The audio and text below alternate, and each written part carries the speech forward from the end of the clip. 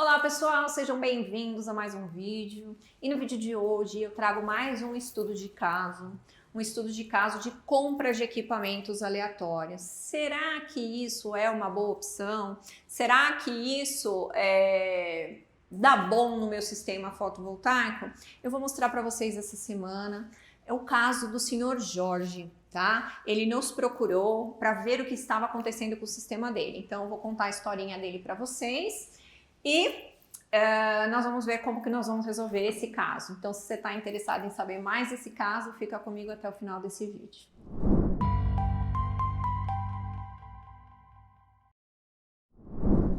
Bem, pessoal, eu já trouxe o caso para vocês, o caso do senhor Jorge. Ele é um cliente nosso há bastante tempo, desde 2015.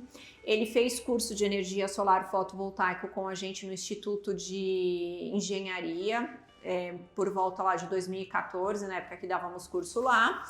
E na época ele montou o seu primeiro sistema fotovoltaico conosco e alguns sistemas de bombeamento de água. E aí ele relatou pra gente esses dias que ele acabou tendo uma oportunidade, ele tem um sítio, né, fora da rede, né, para montar um sistema off-grid. E o seu Jorge, ele comentou conosco que lá na região onde ele tem o sítio, ele teve oportunidade com um revendedor de placas fotovoltaicas de comprar placas de 550 watts por um preço muito bom. Então ele decidiu comprar duas placas de 550 watts e montar um novo sistema off-grid para o caseiro, né? Então ele comprou as placas, entrou no marketplace, comprou um controlador de carga que ele achou necessário e comprou mais duas baterias de 100 Ah. E o sistema deu problema. Então eu vou mostrar para vocês o áudio dele e vou contar para vocês qual foi a conversa que eu tive com ele e talvez o porquê o sistema dele não tenha dado certo. E como que nós resolvemos a situação do senhor Jorge. Vamos lá, vou mostrar aqui para vocês, ó. Ele colocou aqui para mim por escrito, depois até printo essa tela para vocês, que no sítio ele tem duas placas de 555 watts, no sistema off-grid, com duas baterias de 100 Ah cada. E aí ele pede a indicação para a gente de um controlador para carregar essas baterias. E aí olha o áudio. Eu tinha lá um carregador, né? Eu chamo de carregador de bateria, mas não, o nome técnico não é esse. E ele queimou.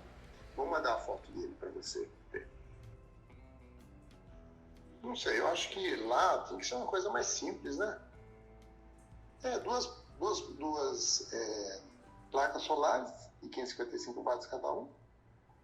A fiação, ela vem, passa por esse controlador de carga, né? E liga nas baterias. E aí das baterias passa por um inversor, né, para passar para 110 e vai para casa. Na casa não tem nenhum aparelho, é só praticamente lâmpadas, TV e rádio. Bem, então vamos lá. O senhor Jorge comprou duas placas de 555 watts. Ele comprou um controlador de carga MPPT de 60 amperes, desses chineses que vendem aí nos marketplace por volta de R$350, que ele comentou comigo que ele pagou. Ó, aqui ó, R$444, tá? E duas baterias estacionárias de 100 Ah. E ele alega que o controlador de carga queimou e que o sistema não está funcionando, né? Como que nós poderíamos ajudar ele? Então, primeira coisa, pessoal, o que eu falei para o seu Jorge? Às vezes, o que eu falei para o seu Jorge? Seu Jorge, vamos começar do começo, né? Como que é feito um sistema fotovoltaico off-grid? Ele é baseado no quê? Nas cargas de consumo.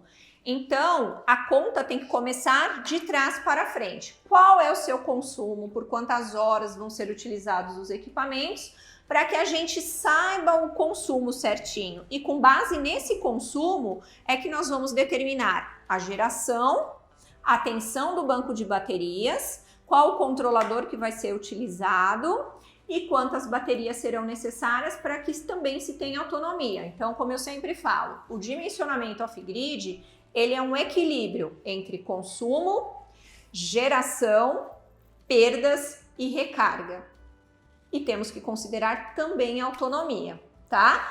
Se vocês observarem, o seu Jorge, ele não tem muito consumo. Então, essa quantidade de placas, talvez esteja superdimensionado para o consumo que ele tem. Mas até aí, ok, porque ele poderia utilizar aí nesse sistema, talvez colocar uma geladeira para o caseiro dele, né? Porque esse sistema, pelo que eu entendi, ele comprou para utilizar na casa do caseiro.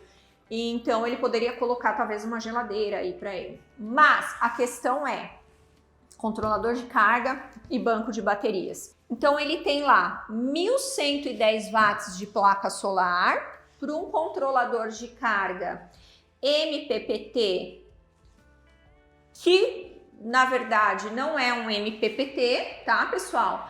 E tem um banco de bateria de 200 ampere-hora, ou seja, ele tem uma geração muito grande para um reservatório pequeno, para um controlador de carga que não é adequado.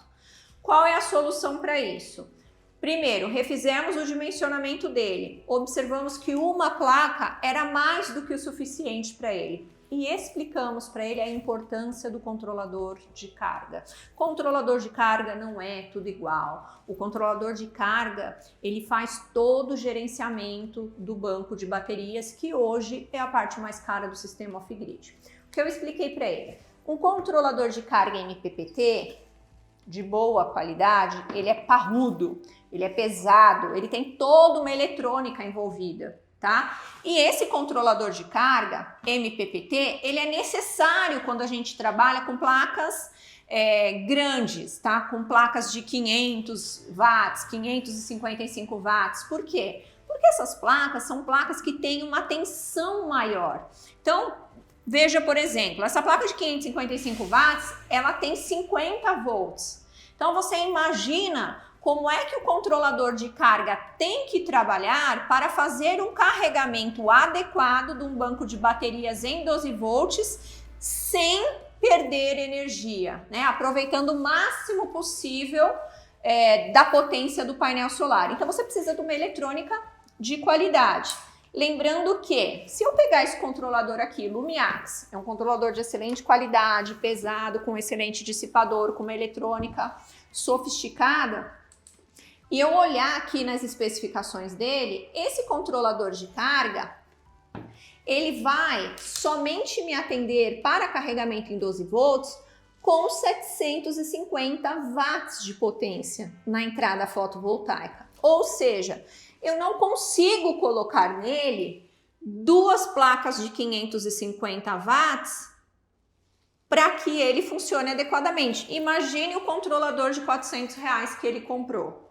Tá? Exatamente por isso, essa é uma das possíveis causas que o controlador de carga queimou. Então eu expliquei para ele, falei, olha, se você quiser utilizar as duas placas, você vai precisar ou transformar o seu sistema a 24 volts, que eu não acho interessante porque o senhor já tem um inversor em 12, ou o senhor vai ter que comprar dois controladores, colocar cada placa num controlador. E precisamos, inclusive, revisar o tamanho do seu banco de baterias. Porque independente do consumo, se ele quer aproveitar toda a geração daquela placa, o banco de baterias dele está muito pequeno, né? Bem, então o seu Jorge veio aqui, trouxe todo o consumo e nós chegamos à conclusão de que ele ia utilizar apenas uma placa, um controlador desse, né, desse Lumiax MC6010, para funcionar a priori o sistema da casa do caseiro. Fizemos o cálculo do banco de baterias que ele precisava, ele vai ajustar. E numa próxima ocasião, ele vai pesquisar para comprar a geladeira do caseiro. E aí, com base no consumo da geladeira do caseiro, ele vai montar o sistema da geladeira com a outra placa sobressalente, ok? Então, o sistema do seu Jorge voltou a funcionar adequadamente e ele ficou super feliz. Então, pessoal, sistema fotovoltaico off-grid não é sair comprando equipamento e montando Frankenstein, tá bom? Tem que pensar direitinho, porque senão você gasta duas vezes e o sistema não dá certo. Então, lembrando, sistema fotovoltaico off-grid, eu primeiro preciso ter a paciência de fazer todo o meu cálculo de consumo, porque é a partir dele que eu vou determinar arranjo fotovoltaico, controlador de carga adequado, qual é a tensão do banco de baterias que eu vou utilizar e o tamanho do meu banco de baterias, também prevendo, além da questão da durabilidade do banco de baterias, os dias de autonomia que eu preciso para o meu sistema. Beleza, pessoal? Fiquem atentos a mais esse estudo de caso e vamos falar mais sobre sistemas off-grid num próximo vídeo. Um grande beijo e até lá!